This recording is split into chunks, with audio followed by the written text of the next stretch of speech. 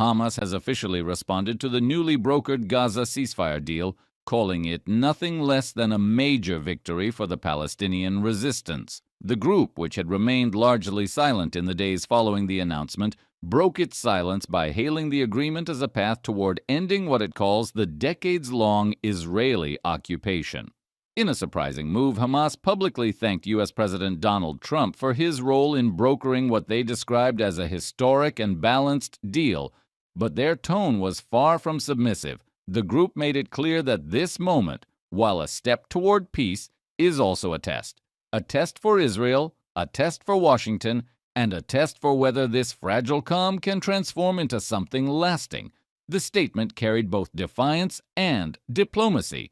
Addressed directly to Israeli Prime Minister Benjamin Netanyahu, Hamas warned against any delays or deception in carrying out the agreed terms. The message was unmistakable. If Israel fails to follow through, the consequences could be severe.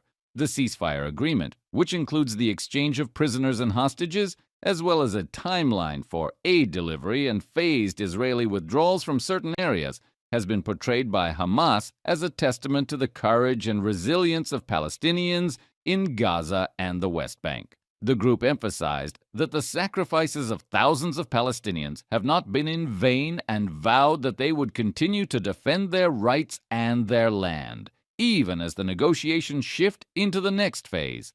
What's most striking about this response is the tone, a mixture of triumph and cautious optimism. Hamas is framing this as a moment where military endurance has translated into political leverage.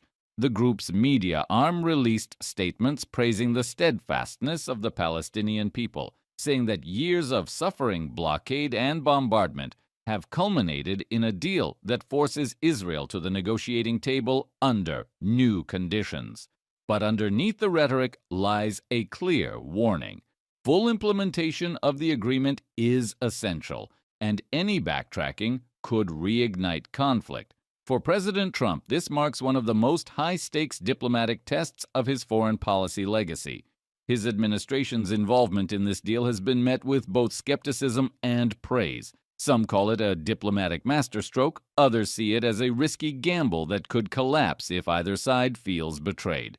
Trump himself has reportedly urged both parties to uphold their commitments, framing the agreement as a chance for a new chapter in the region's turbulent history. Meanwhile, Netanyahu faces intense political pressure at home.